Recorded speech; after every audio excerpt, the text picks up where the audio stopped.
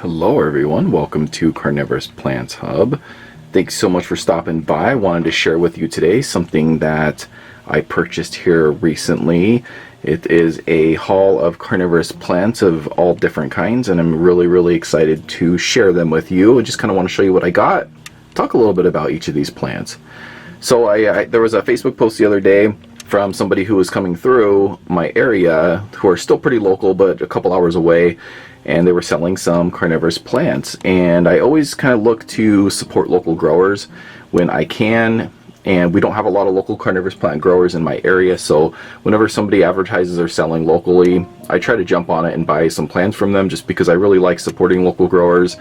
And hopefully people will feel the same way about me when I start selling my own plants. These ones I bought all from a local grower, and I just wanted to kind of show you what I got here. So let's go ahead and start from left to right here. And you can see they kind of came in these little plugs. Folks, so you can see they're all kind of plugged in there.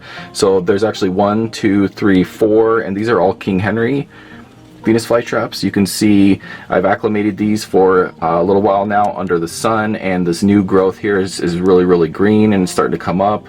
They're looking really healthy. They've done a really good job acclimating to the sun without a lot of loss of plant. I haven't repotted these yet, so they haven't really gone through any shock or anything yet, so we'll have to see how they do. But I am going to be doing a repotting video of these two, so kind of check that out. I'll be repotting each of these plants, and I'll probably do a video for each different type. I'll probably do all the Venus flytraps together. And then I got some Drosera over here, and then even some pings, but we'll talk about those here in just a second. Let's go ahead and move down here to these beautiful Venus flytraps, these red variety. These are Red Dragon, or also known as Akai Ryu Venus flytraps. They're really beautiful. You can see they kind of start off as kind of a darker maroon purple color, and then they have this kind of greenish yellowish outlining, and the traps are just beautiful. Let me see if I can get a little bit closer here for you so you can see them a little better. You can see that the kind of combination of the green and the purple is just really beautiful. But the really dark maroon color is pretty, and I don't have a lot of Venus flytraps that are this color, so I'm excited to kind of add some more to my collection. And you can see they're also doing really well right now. They're putting out a lot of new growth. They're looking really good. I have 4 of those as well, so I'm excited to repot those.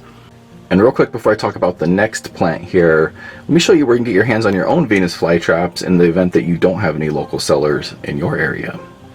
I'm super pumped about teaming up with California Carnivores. They're one of the most experienced and knowledgeable carnivorous plant nurseries in the entire world. They have a massive selection year-round of all types of carnivorous plants. There will definitely be something in their nursery you fall in love with. On top of that, they've also been generous enough to offer my viewers an exclusive 10% discount on their order when they enter CP Hub at checkout. That's CP Hub. Head on over and pick out yourself a new carnivorous plant to add to your collection. You know you deserve it. Let's go ahead and get back to the video. Alright, next one we have here. This is another new plant to my collection. I don't have any of these. This is Drosera spatulata, and these are more of a spoon-leafed sundew.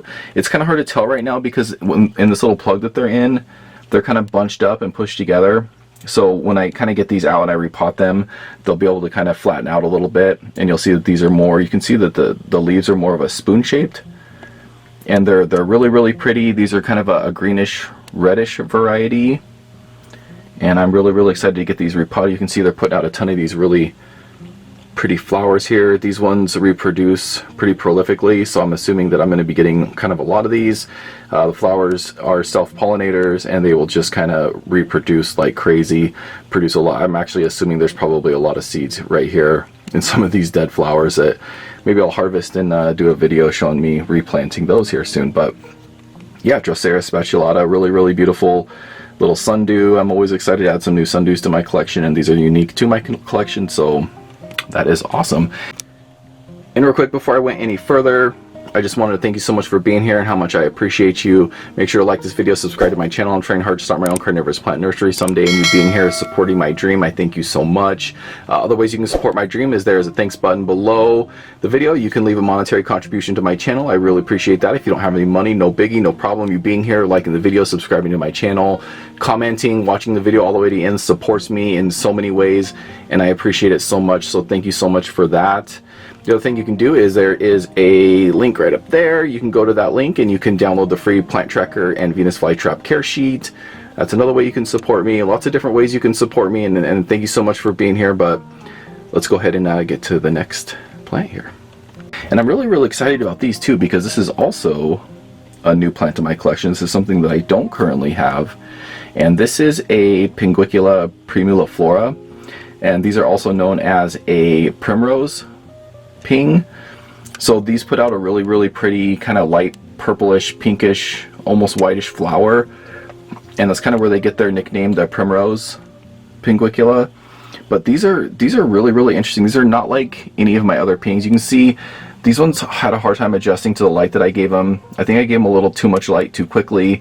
They got a little burnt, so they're not looking like their greatest condition right now, but they're starting to recover. And you can see here some new ones popping up here that are looking really healthy and beautiful.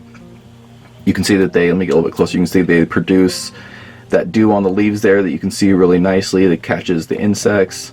Now, one of the things that's really interesting about these is they're one of the only carnivorous plants, or one of the only pings, that can actually grow a brand new plant right off of the end of its leaf. So not like pulling the leaf and propagating it, but like they'll just kind of grow right on top of each other. Let me see if I can find an example here. If you look right down there, you'll see that there's leaves.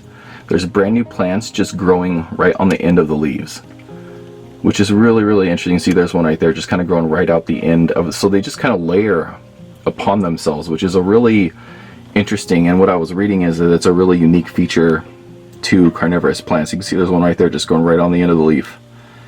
Really interesting. So I've had these for a couple of weeks now. They've been mostly outside. I've kept the pings inside for now, but I was at Lowe's the other day, and Lowe's and Behold, is that a thing? Lowe's and Behold, I picked up a new Venus Flytrap because I'm an addict and I don't know how to say no. It's a problem. But more importantly, and probably more interestingly, I picked up a new purpurea there. New little Sarracenia purpurea. Now, there was only one of these left. I was pretty excited. I'm going to open this up so we can pull it out and take a look at it. So there we go. So there's the little Flytrap that I picked up. It was really nice looking. It's pretty healthy. Has some nice red traps on it. So I was like, you know what, I'm just going to grab it. But the main reason I picked up the Flytrap is because I saw this here. There was one little purpurea left, and I always try to pick the Sarracenia up when I see them, like at a Lowe's or anywhere like that, because it's a lot more rare to find them there.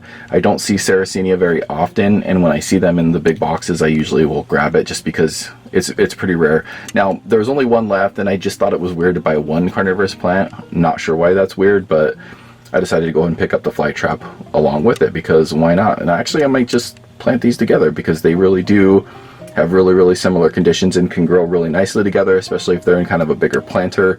But we'll see what I do here. But I'm definitely going to be repotting these soon. So there's my Lowe's haul right there.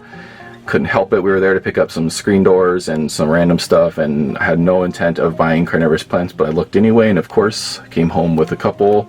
And then here is my haul from the local seller, which I'm really always excited to support some local sellers.